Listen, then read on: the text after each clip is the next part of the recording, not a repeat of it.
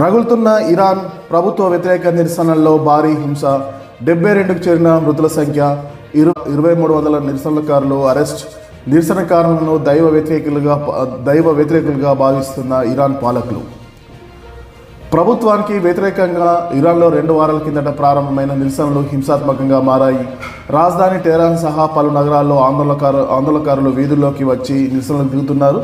వారిని నియంత్రించే సందర్భంలో పలు చోట్ల హింసాత్మక ఘటనలు జరుగుతున్నాయి.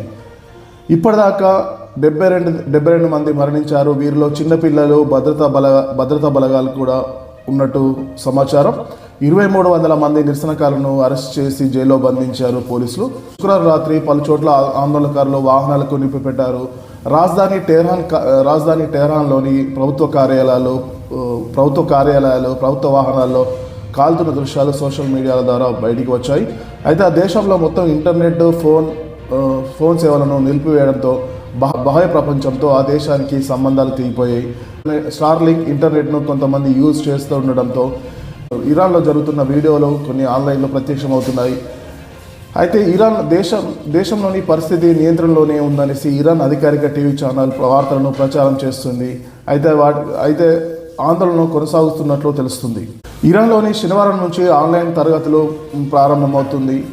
అయితే చాలా వరకు పాఠశాలలు, కళాశాలలు, విశ్వవిద్యాలయాలు ఆన్లైన్ తరగతులకే పరిమితమయ్యాయి అనేసి ఇరాన్ అధికారిక టీవీ ఛానల్ వెల్లడించింది.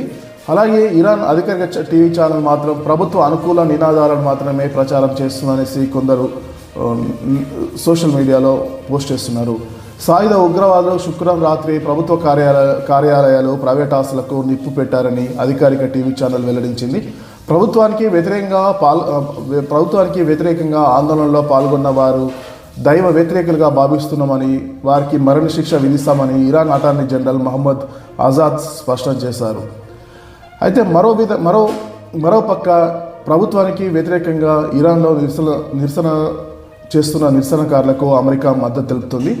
ఇరాన్లో ఆందోళన చేస్తున్న వారికి అమెరికా మద్దతుగా నిలుస్తుంది. ధైర్యవంతులైన ప్రజలకు అమెరికా మద్దతు ఇస్తుందని అమెరికా విదేశాంగ మంత్రి మార్క్ రూబియో ఎక్స్లో పేర్కొన్నారు.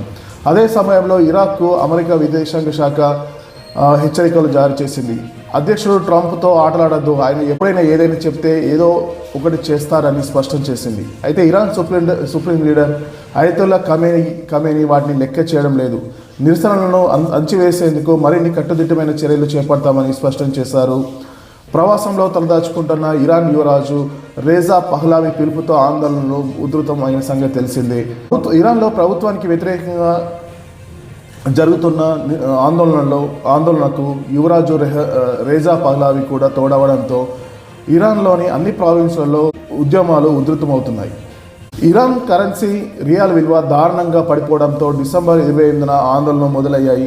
ఆందోళన నేపథ్యంలో ఇరాన్లోని పలు నగరాలకు విమాన సర్వీసులు కూడా రద్దయ్యాయి.